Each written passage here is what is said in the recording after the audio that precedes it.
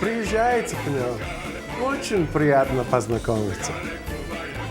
Какая хорошая погода сегодня. Yeah, really good. Really good. So, welcome to Poetry of Immigrants, Russia. Thank you for joining us.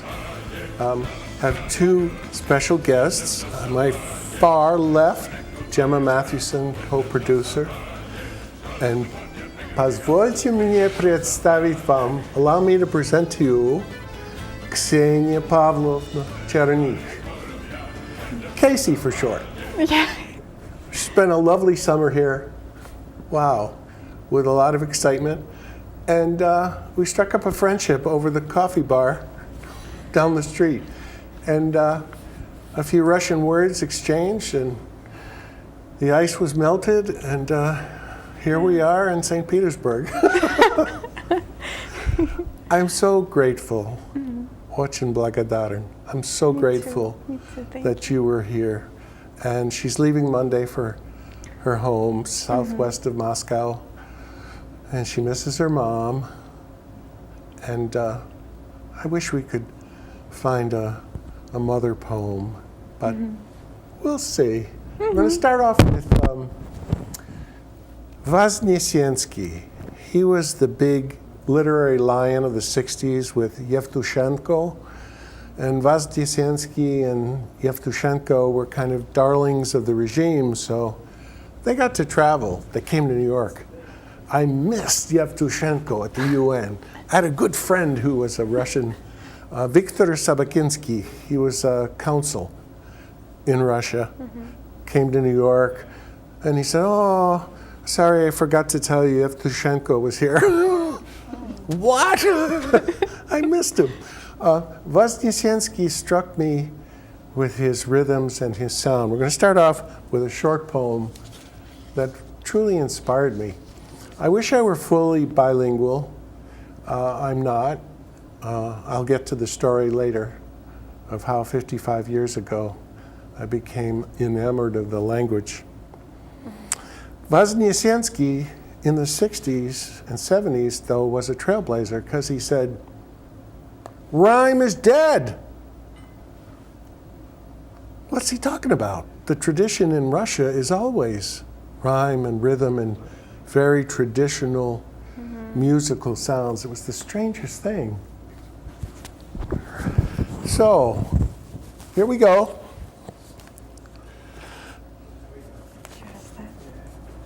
Goya by Voznesensky. So, я Гоя. Глазницы воронок не выклевал ворог, слетая на поле ногое. Я горе. Я голос войны, городов головни на снегу 41-го года. Я голод. Я горло повешенной бабы, чье тело, как колокол, било над площадью голой. Я Гоя! О, грозди возмездия! Взвил залпом на запад я пепел незваного гостя. И в мемориальное небо вбил крепкие звезды, как гвозди. Я Гоя. Спасибо большое. I am Goya. I am Goya of the bare field by the enemy's beak gouge till the craters of my eyes gape. I am grief. I am tongue of war, the embers of cities on the snows of the year 1941. I am hunger. I am the gullet of a woman hanged whose body like a bell tolled over a blank square. I am Goya. O grapes of wrath, I have hurled westward the ashes of the uninvited guest and hammered stars into the unforgetting sigh like nails. I am Goya. Of course, the note is Goya, the Spanish painter, painted the horrific scenes of war when the Spanish were invaded by the French. Translated by Stanley Kunitz. These American poets who know Russian are amazing to me. I was so inspired by the sound of that poem, with its rhythm. Even though he says rhyme is dead, he still uses rhymes, but also he uses a kind of repetition. So the beauty of the poem in Russian is that all those start with ge. Goya, Gorya, Golas, Golod, Gorla, Goya, Ya Goya. You see what he's doing? The repetition of the wonderful sound. But of course, you don't get that in translation. That was so powerful for me, hearing him on a tape at the University of Arizona in Austin, in Tucson, to play that over and over and over in my ear, to hear him speak it. So I was motivated to write my own. And of course, Ya Golas, Ya Golod, the throat. Correct? The throat. I am the genius of old age these days on Nevsky Prospect. My knees ache in supplication and prayer, singing, selling piebald knit hats, lipstick peach, and myself. I am genius. I am the throat of Russia, singing devotions in humility and hunger on my knees. Seeking red meat to feed my joy, my grandchild, my life, my hope for firm, dense breasts for her future. She sings so wantonly on this street corner with me. I am the throat. I am the voice of hunger in the back alleys on my knees, seeking black bread, honor, codes, justice, rules, and rubles. I am the voice of babushkas, aging pensioners. I see only the ankle tattoos of tourists. I am voice. I am grief. In the voices of bereaved mothers against the war, my own dead sons, Sasha, murdered, mugged on this spot. Alexei gripped his strong chest, they say, in astonishment. Both fathers who sang their grief away in the choir worked 2 jobs, trolley drivers rising at 2 a.m. I am grief. I am hunger of spirit. Ruskaya dusha. Most days I sit a little as in Soviet times, under Monet's Lady in a Garden. Her silhouette in diaphanous white lace and parasol, an icon in a green garden, poised in serenity and grace. Ah, Russian Ark, Hermitage, Ermitage, take me back to my revolutionary dreams, back into the painting. I am hunger.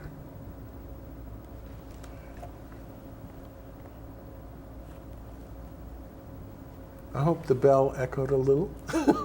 The way that Casey read the poem in Russian, the arc of the tension building is very similar to your poem. I could hear that. That was The rhythm. the rhythm. Thank you. And the arc of intensity. The arc of intensity. Yeah, I felt that. And yet he reads it, Voznesenskiy reads it on tape in a very subdued way. It so shocked me that he would be so almost, not matter of fact, but subdued, treble clef, so to speak, rather than. So a gift for you. Thank you very Enjoy much, it. Frank. I know I will. And let's go to Brodsky. Brodsky actually emigrated from the Soviet Union in '72, came to the United States, and that was 1977. And got the Nobel in '87 So he wrote 5th anniversary, 4th of June 1977, to celebrate when he actually became a citizen in the United States, an American citizen. And we're going to read stanzas together. There are 3-line stanzas. So Casey will read the first 3 lines. I'll go to the English, and then we'll do that about 5 times. Okay? Thanks. So let's start? Let's start. Okay.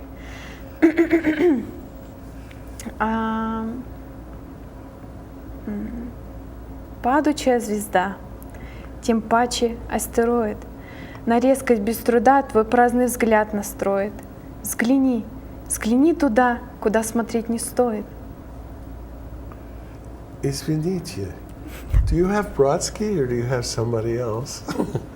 Oh, you do? Okay.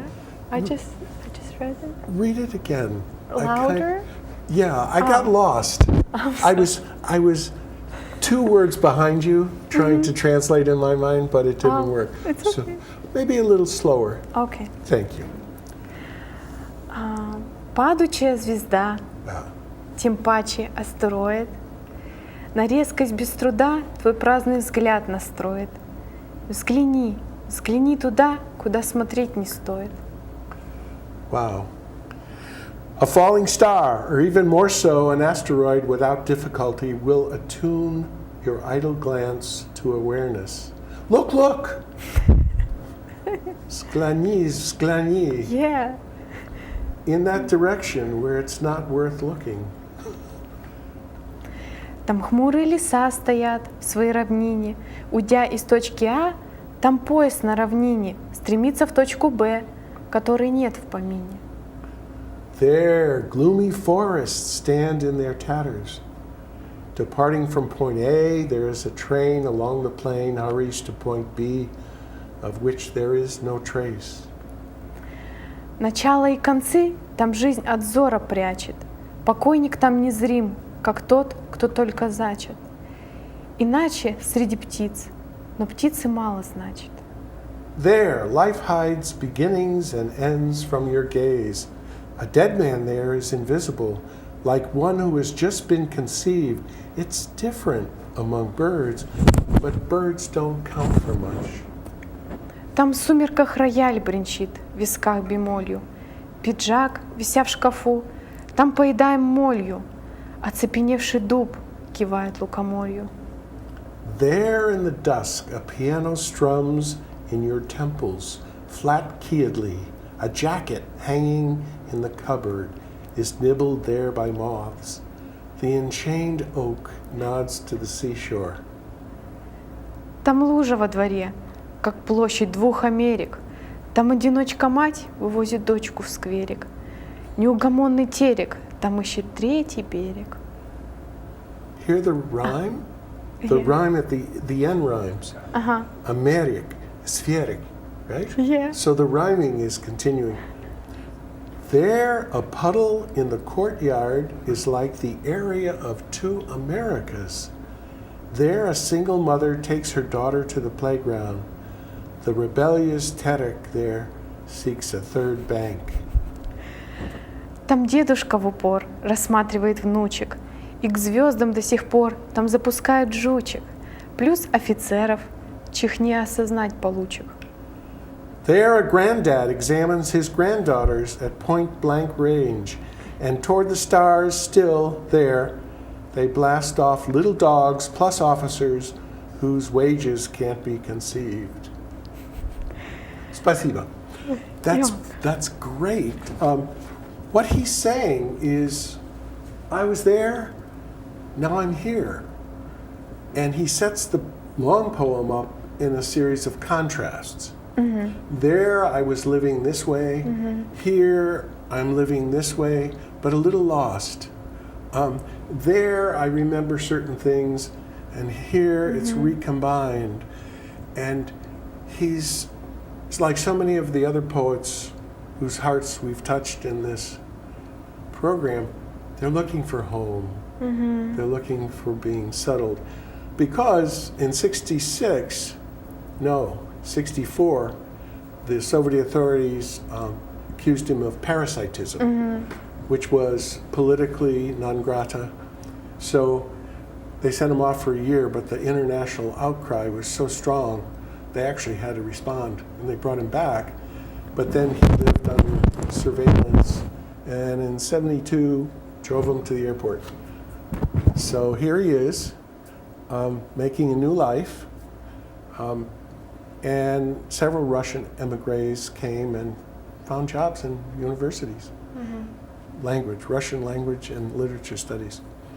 The thing about Brodsky is that he's internationally recognized as top drawer, as the Nobel Committee said. Unfortunately, he died in 96, young guy, really. An inspiration to me, and I think in my next life I want to come back as a Russian so I can write in Russian. He now writes in English, of course.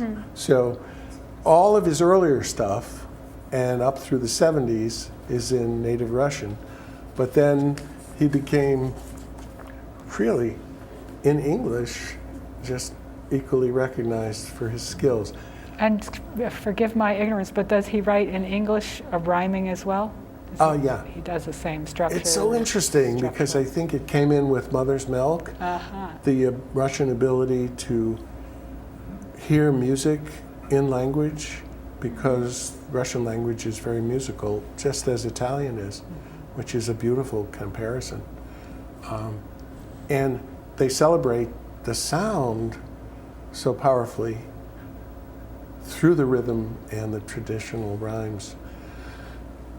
And here he is struggling in English, trying to keep his own original voice and his powerful original voice, but going through the permutations of translation. Translations are, that's another question. Imagine. But he went back and translated his earlier Russian poems into English. And who's better at right? The author's intention. I never think of that, right. But it's so true.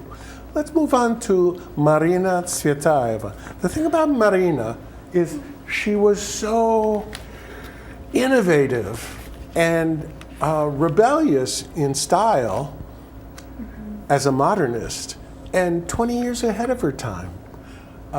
Very, very, very sad life. I'm going to interject and tell a little anecdote about how I got interested in Russia 50 years ago. Undergraduate at Fairfield University, and they said, you want to take French or German or Russian? I said, oh, Russian. Love it. Good choice. Yeah, good choice. So 4 years of undergraduate Russian major, grad school, but I wanted to live with Russian families in Stratford for the summers.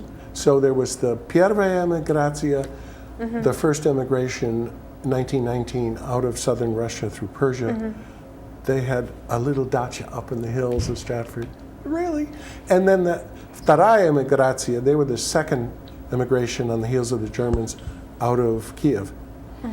And this is the family, the Brocker family. He's German ethnic and she's Adderstoff, Russian.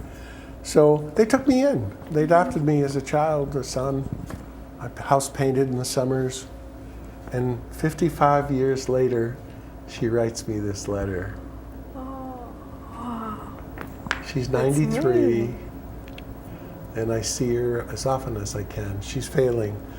But she said, thank you very much for your letter, photo. Are you familiar with Marina Tsvetaeva? I am not sure how her name is spelled in English. She was very profound, had a great following, was very close with Boris Pasternak, Dr. Zhivago, but went to the West. We're talking 20s. Extremely tragic life. Was married to Sergei Efron, who was actually an anarchist, For 14 years, Marina corresponded with Boris Pasternak and also with Rainer Maria Rilke. I think it was published in English, translations by. In 1939, Marina followed her husband, who cooperated with the KGB, her daughter Ariadna, to Moscow. She went back, and it was the most awful time to go back. She had been in Paris in the 20s. Her son was with her. Soon after she arrived, their daughter was arrested. Her son, husband, he was shot, and daughter was in jail in Siberia. During the war, Pasternak helped her and her son a lot, but then she had to leave. Could not find any job, was very depressed, and finally hanged herself. That was 41.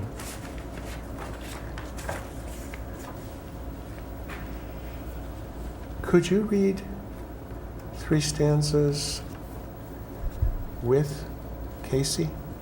Sure. Casey will read the Russian. Okay. 2? 2. Yeah. Boy.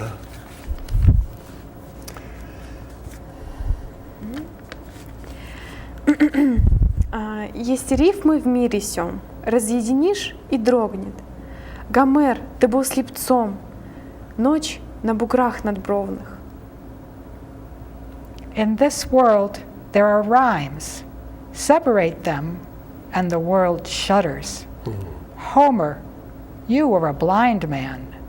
Night is on the mounds of your brow. Ночь — твой рапсодов плащ, ночь на очах завесой. Разъединил ли б зрящ Елену с Ахиллесом? Night is your bard's cape. Night is like a curtain on your eyes. Would anyone who could see separate Helen from Achilles? Елена, Ахиллес. Звук назови созвучней. Да, хаосу вразрез построен на созвучиях. Helen, Achilles. Name a sound more harmonious. Yes, contrary to chaos, the world is built. Мир и разъединен, мстит, на согласиях строен, неверностями жен, мстит и горящей Троей. On harmonies, and if separated, it avenges. It is built on concordances. With the unfaithfulness of women, it avenges, even with burning Troy. Рапсод, ты был слепцом, клад рассорил, как рухлядь. Есть рифмы в мире том, подобранные, рухнет. Bard, you are a blind man. You wasted a treasure as if it were scraps of wood. There are rhymes chosen in that world, if you divorce them. Thank you. She speaks about almost the process, the sound. She talks about language as a subject, a topic. That's 50 years ahead of her time. We're going to take a short break. That's if you want to continue. Or if you want to call it. No. It's okay. We're going to take a short break, and we'll be back. And somebody else will be wearing the hat. Not me. Not you. Oh, that was They great. said I have troll teeth. That my voice sounded like a possessed baby doll. That no one would ever love someone as stupid as me. That I was fat, ugly. Disgusting. The effect of bullying is potent. We will no longer be the silent majority. Now, when you see online bullying, there's something you can do about it. We're gonna take action with the I. I am a witness. I am a witness. I am a witness. I am a witness. I am a witness, and so are you.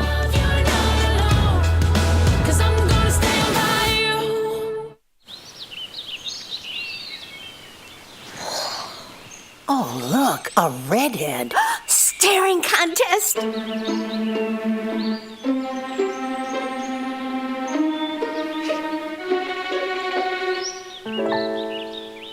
You still got it. I know. Come alive with the forest. The dad was cute. You were looking Visit discovertheforest.org to find a forest near you.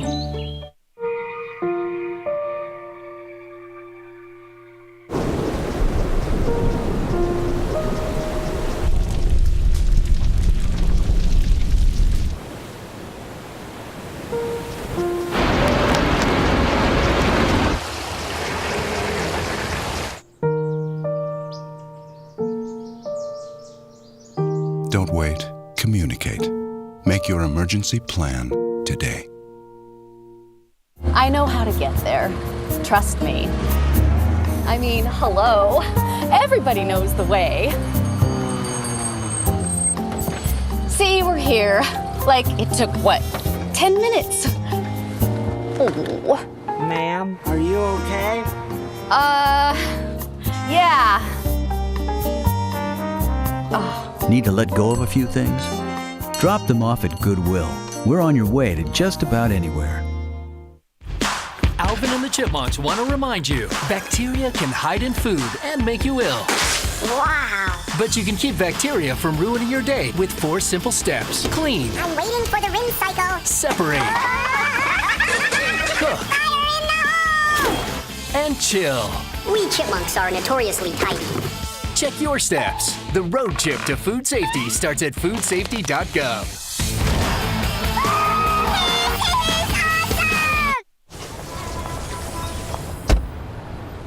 Na na na na na na, I love you so. I love you, I love you. La la la la, la la la la la la la. We're here. Yay! It's a short drive from your neighborhood to your naturehood. To find a neighborhood park or green space near you, visit discovertheforest.org. Welcome back. Очень приятно. So, we're back in Russia. We changed hats. It looks better on her. I keep saying, она красавица. She's красивая девушка, beautiful young girl, and we're happy to have her. We're going to go back to the beginning, and the beginning means Alexander Sergeyevich Pushkin. Now, Pushkin wrote a beautiful lyrical short poem, which I couldn't find. It was titled "Я вас любил," and it was just a short 8 lines, but you seemed, your hair, oh, yeah, because the hair bothers the microphone. Oh, sorry. Thank you. I do it too. It's a very sensitive mic. It picks everything up, which is good. Russia's most famous poet, 1799 to 1837. Alexander Pushkin was born into one of Russia's most famous noble families.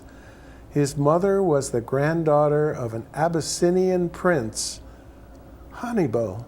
There's no H in Russian. There's only ha and ga. So in Russian, Hamlet is Gomlet. Isn't that the strangest thing? And Russian has, what, 36 letters? 36, yeah. Come on, 36 letters. Pushkin changed the orthography. He added a lot of richness to the language. Yes, he's descended from an African king. Oh, is that bizarre or what? And many of Pushkin's forebears played important roles in Russian history. Pushkin began writing poetry as a student at the Lyceum in Tsarskoye Selo, that's the Tsar's village, a school for aristocratic youth. It's hard to imagine what a class society really was like in the 18th century in Russia. Of course, we know England and France, but it's a fascinating social study to know the class structure in Russia. Plenty of nobles, princes, and princesses. As a young man, Pushkin was immersed in French poetry and Russian neoclassicism. Many 18th century Russians of the upper classes had French nannies. His early output was generally diverse and included elegies, songs, and epistles. Well, he's number one for Russian culture, Russian language. The entire Russian nation knows Pushkin from an early age. When did you learn, when you were a child, your first verses by Pushkin? I thought I was 6 years old, I think. You were or 6. 7, yeah. And It was «У лукоморья дуб зеленый, золотая цепь на дубе том, и днем и ночью кот ученый все ходит по цепи кругом». Something like, yeah. It's the easiest one. Yeah, see, the rhyme actually is what helps us as children remember, right? Yeah. Could you say that again so I can understand? Понимаю почти все, но говорю с трудом. I understand almost everything, but I speak with difficulty. So say that slowly «У лукоморья...» and louder. «У лукоморья дуб зеленый, золотая цепь на дубе том, и днем, и ночью ходит кот ученый, все по цепи кругом». Wow. Maybe it's hard to understand, but It's a rhyme, a nursery rhyme. Yeah, it's almost like grandma reading at night to you. Pushkin, he used to actually write fairy tales also, so. He was great with the fairy tales, yeah. Pikovaya dama, oh my God. Goldfish. Goldfish, Yeah. yeah. What an imagination. Amazing. Probably the most creative imagination in Russian history. Fabulous. Yeah, of course. But he ran a little afoul of Nicholas I, who wanted to be his personal censor. Hey, the Tsar's my personal censor. What a claim to fame, huh? So there was really difficulties. The repression was overwhelming. But what a guy, yeah. Wrote. He used to be popular among women. Wow. Women, yeah. Love poems. Lost love, yeah. Я вас любил. You know, he was great with the lyrics of Lost Love. Yeah. Yeah. What else did women love about him? Well, I don't know. Of course, the ear, you know. Yeah. The poetry is first rate in sound, but what about the rest of the subjects?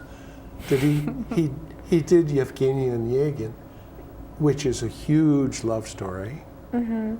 Maybe the most famous love story celebrated in Russian culture and language and literature. Yeah. Everybody knows Yevgeny Onegin.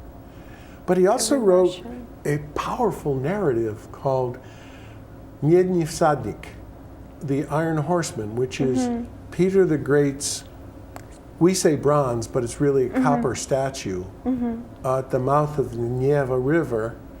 And the beauty of the poem is that it's ambiguous. It's celebrating Peter, but it's also foreboding because so many lost their lives creating St. Petersburg on the marshes up there. What's the one interesting fact about Pushkin's life that might strike Americans as About his life. more about his death? He died in a duel with a French courtier who was paying attention to his wife. They fought for women. They fought for a woman. Duels were common in the 18th century. And he died. I don't remember, but maybe as far as I remember that he had 2 duels. In which one he won, in second one, he died, but I'm not sure about that. Yeah, and because of woman, only. And the greatest loss. He died young. He died young. Yeah. Gee, 37. Yeah. And Let's skip up now to modernism in Russia, which is the 70s. Kublanovsky? Yep. I'm fascinated by the modern Russian poets who were born in the 40s and 50s. Amazing stories. First of all, a little cultural background. The 60s were a kind of thaw, ottepel, just a very short window of thaw, because of course Khrushchev came and banged his shoe on the old rostrum at the and he really deposed Stalin in terms of a cultural figure. So I want to go back in some of my memoirs and read you just the opening of my story. As a young undergraduate freshman at Fairfield, I went to Russia. This is from Stories from the Other Side, which is my anthology. And I finally collected all my notes from 1961 and put them in the book. Part 1. This is March 28th, 1961. В 61 году. My father was born. Your father was born in 61. He's 20 years younger than I am. So I'm 76. He's 56. What's his name? Pavel. Oh, of course, Pavlovna. Yeah. Oh, something about Russian names. Ksenia Pavlovna Chernych. The second name is called the patronymic, and it's the polite address. If you're addressing a Russian, you usually say the polite middle name, which is daughter of, son of. Okay. So, my trip was bedbug and danger-free, although the walls of the old Metropole Hotel in Moscow were bugged. It was just after the debacle of Gary Powers that our group of religious pilgrims departed New York City. I had the window seat. Yuri Gagarin's first manned flight into space in early April 1961 was celebrated with gargantuan red banner parades for 3 days in Red Square. I was 19. I was there. And that September, after I had seen Stalin and Lenin in the mausoleum, in April, they took Stalin's body out of Red Square, out of the mausoleum, and tucked him into the wall in the Kremlin. So I get to see Stalin too. Wow. Such bookends to our trip, Gary Powers' trial. Just after I'd returned, my acne face photo and new story of being there when, quote unquote, appeared at the top of the front page of the next day's Hartford Courant. I was 19. What did I know? All I knew was what I was seeing in the subway and the banners and the celebrations in Red Square.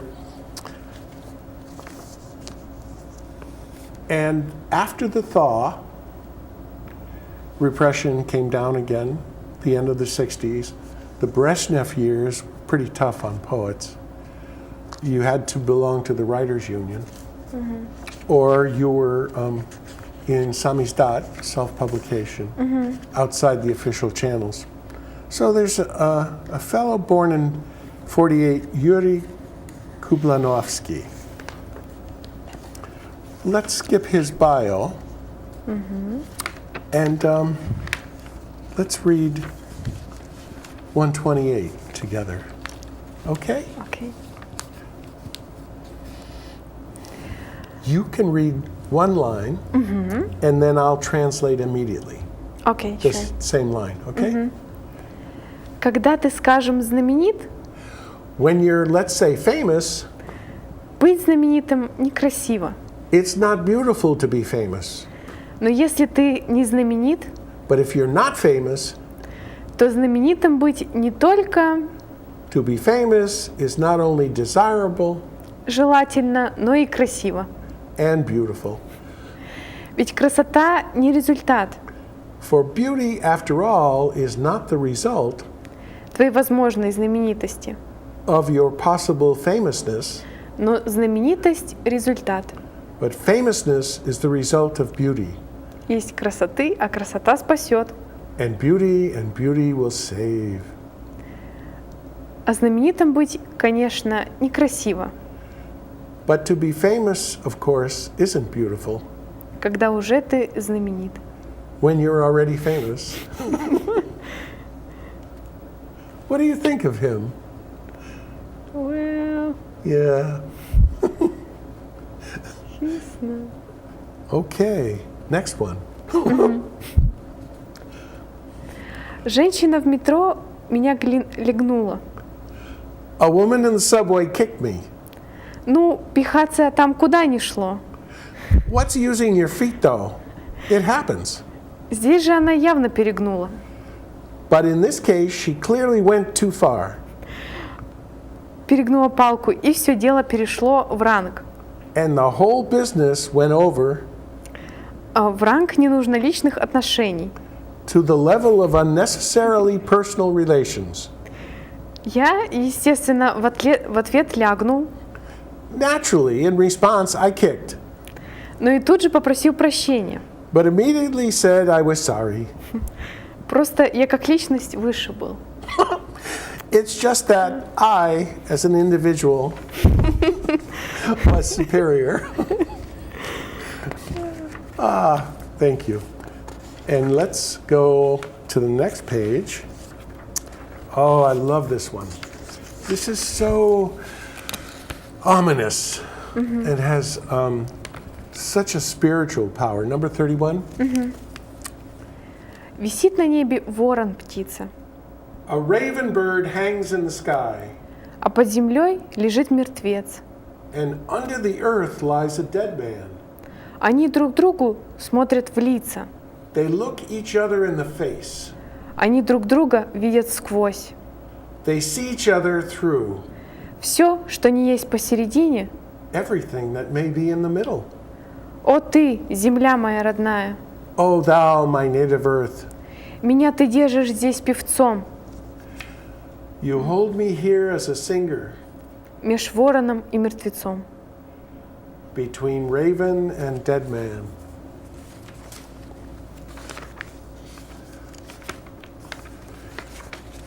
So, here's a little bio snippet. Kublanovsky was born in Rybinsk. He moved to Moscow, graduated from the art history department of Moscow University, and participated in the underground literary scene in the 60s and 70s. See, as the thaw finished and the liberation of the culture and the writing at the time began to be tightened up, most poets had to resort to underground, samizdat. A samizdat article on Solzhenitsyn brought him to the attention of the KGB. Oops! Klubanovsky's poetry was included in the Metropole Anthology of Writing, and he eventually published in the USA in 1980. He was forced to emigrate. So many poets in the 70s, finally by 80, 85, were still emigrating, since which time he has lived in Germany. He actually went to Germany instead. He's a prolific author of reviews and literary essays in the emigre press. So let's go to 136 and read a couple of stanzas. Под снегом тусклым, скудным, Under wan, meager snow первопрестольный град, is the first capital city, днем подступившим судным, with an imminent day of judgment, its decline is pregnant. чреват его распад. On the dark, dampened На темный, отсыревший, crowd from its places of work, толпе с рабочих мест, suddenly breaking away, Вдруг снявшийся нездешний, уже заметен крест. An otherworldly cross is ready to be seen. So, in the interest of time, I'm just going to read the English part now. Okay? Give you a little rest? Yeah, sure. But in the narrow side streets hitherto has not been extinguished that gray light from Russian slightly inflamed eyes, and by some gap-toothed brickwork I remembered forever a little glove's clasp in the cold. Moscow, you included me among your cripples when you were angry. Wherefore has your anger faded? Who with a yardsman's spade for someone unknown has cleared a sloping path toward your throne? Opposite a grocer's shop, that's even poorer than of old. By an excavated trench, a ruffled-up pigeon sharpens its bill on some carrion, as if it wanted to confess a militant love for you, unique as you are.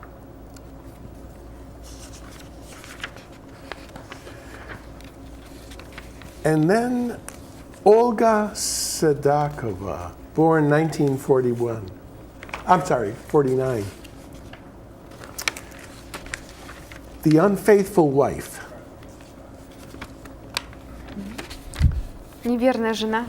Неверная жена. Yeah. Please read. А с того дня, как ты домой вернулся, и на меня не смотришь, все во мне переменилось. From the day when you came home and stopped looking at me, everything's changed in me. Как та вон больная собака, третий день лежит и вздыхает, так и душа моя ноет. Like that sick dog that's been lying there 2 days dying, so does my soul ache. Грешному весь мир заступник, а невинному только чудо. Пусть мне чудо и будет свидетель.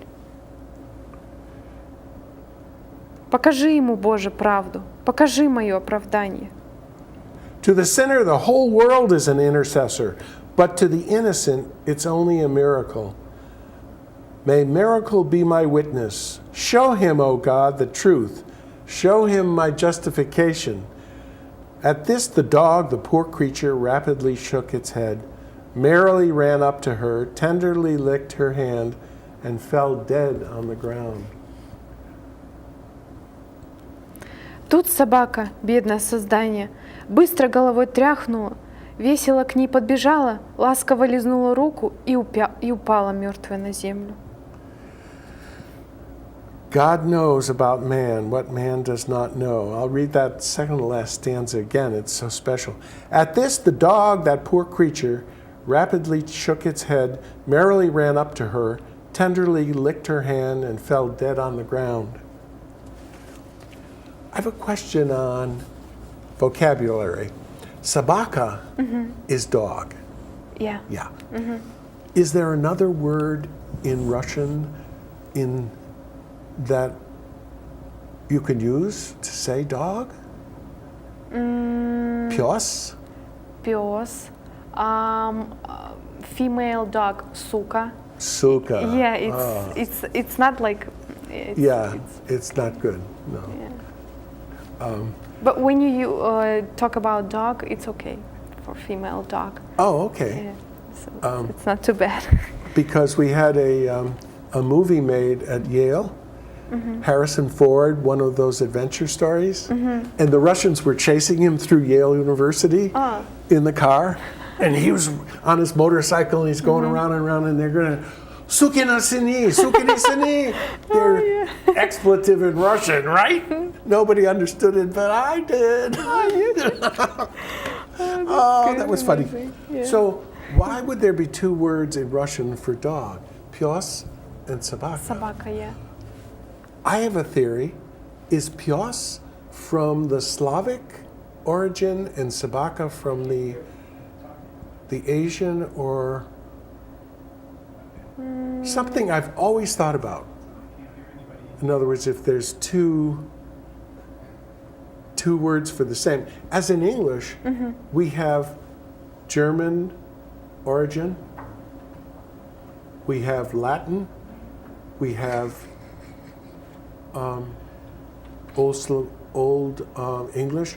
There are so many interesting fountains which fill the vocabulary of English. It's fascinating. And Russian, of course, is Slavic, but it also has the influence from the Far East in some vocabulary. That's just my theory. Yeah, in some way, yeah. In I some could way. do this. Yeah. So, Say this. as a consequence, English has 1,200,000 words in the dictionary, vocabulary. Russian has 600,000. Really? Really? I didn't know that. Yeah, it's amazing that. But that's because English has all these roots and borrowed all these words and the root words from all these Romance languages and put them together with the Anglo-Saxon. That's fascinating. But it doesn't hold back any of the poets, does it? They got plenty of words to talk about. So who else would you like to read? Or would you like to tell us any story about your family? About my family. Or your grandparents? Or any... I mean, now that we have 5 minutes, now that we've done a nice job with the poets, do you want to give any messages to Americans? Lighten up, folks, lighten up! Or... well, I could just tell about my grandparents. I'd love it. You said your grandfather was in World War II. Yeah, he used to be. Well, he was in Czechoslovakia when this war finished. Yeah. And he had two, how to say? Wounds. Wounds, yeah. He was injured. Yeah. Yeah, and it was a big time. It was a tough times for Russians. Yeah. Tough. 20 million people. Yes. He survived, though. Yeah, of course. Yeah. And my grandma, she didn't go to work. To war. She was in my city, and she used to work in factory. Yeah. So she could help our Russian people to fight. She used to prepare, or she used to work where in the factory where people prepared weapons and all that stuff. Armaments and tanks and Yeah. guns. And So. Were you close with your grandparents? They actually died. Yeah. So. Yeah. When they were alive, I tried to talk with them about their times. How. Oh, good. Because it's important for Russian people, for Very. every Russian, and I try To keep the stories going. Yeah. Yeah, but mostly they didn't want to talk about this. No. Because it was hard times, but they did sometimes. So, do you remember any songs that your grandmother sang to you? She didn't sing. She to wasn't me. a singer. Yeah. No. But my father, he actually used to play in a boy band. He did? He used to play... A boy band? Something like... he used to be a guitarist. In the boy band? Yeah. Were they rock musicians? Yeah, rock and roll. He used to be a fan of Beatles, and he tried to be like Beatle, like John Lennon and all that stuff. Of course. Yeah. So he always sang to me, some Beatles songs and all that stuff. Wonderful. Yeah. The Beatles. Yeah. Yikes. Nice. So what an influence on the world. Yeah. So did the band have a name?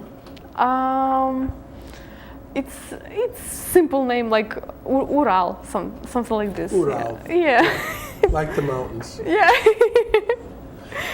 On the top. Thank you, my dear friend. Thank you so much. Oh, America. We're buddies with Russia. Of course. Let it happen. Just enjoy the poetry and the music. Yeah. Forget the rest. Of course. You're best. Thank you so much for having me here. Большое. Спасибо, Очень приятно. Мне тоже. And next month, protest poetry.